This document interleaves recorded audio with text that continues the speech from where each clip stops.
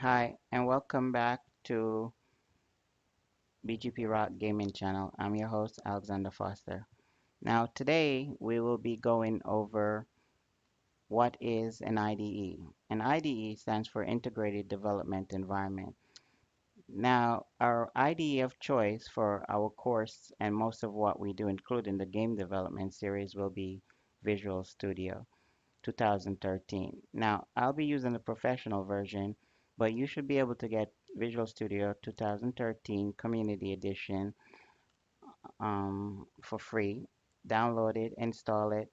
During the installation process, you might get some warning if you have an older version of IE. You might not use IE much, so you might have an old version. I think it will let you continue. And possibly if you have like an old version of .NET, it might complain about that too. But after you solve those issues and install it, you could just join me in the Intro to Programming course because I will walk you through all the other features from, starting up to setting up your environment. That will all be covered. Now, if you're using another version of Visual Studio other than Community Edition, chances are you already know what an IDE is, and you wouldn't be watching this video. So that's it. But that said, if you're not really familiar with an IDE brings together many tools that we need as programmers in order to take our code and turn it into something that the machine could execute.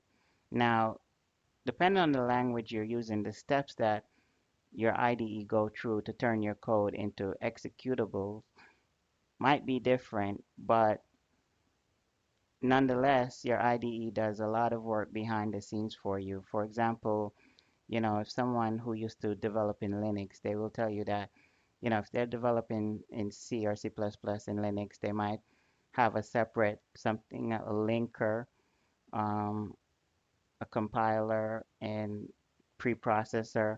And these are all different tools that you don't have to think about when you use an IDE because these are all things that's done behind the scene.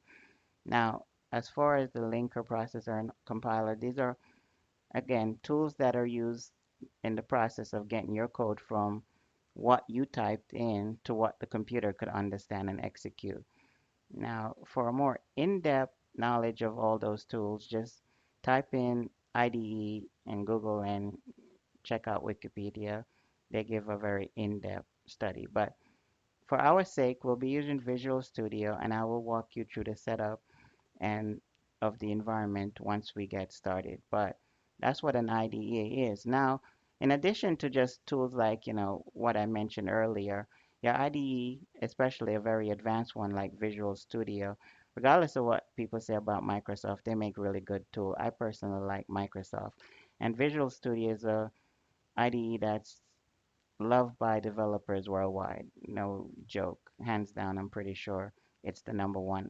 Again, if you work on Mac, you might say Xcode or you work with Xcode a lot, or if you work with Java a lot, you might say Eclipse Studio.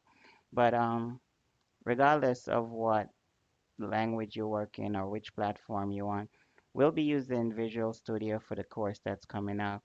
Now, advanced IDEs like Visual Studio also gives you tools to help you write your code easier. Like they will have like say you will start to type the first letter of a word and the word might pop up on the list and then you could select it so you don't have to type in the word, which is very helpful since working with languages like C sharp is case sensitive, meaning it could be a headache if you don't have an uppercase or a lowercase. So using the autocomplete help you with that problem.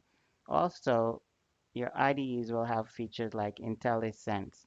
IntelliSense is almost like they're doing an active compiling in the background. It's like as you type, they're compiling on demand. So they're actually able to tell you that your code is not working before you go to click run and then see the error.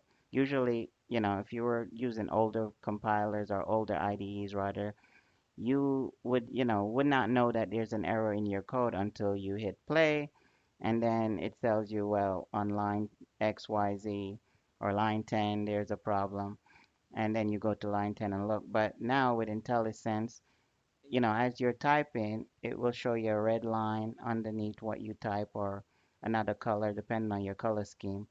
And if you right click on it, it will give you some indication of what the issue is, and you can fix it right there without waiting until you hit play. So when your code is finished, or you finish your block of code and you hit play, if there are no red lines or squiggly lines, most likely you're good.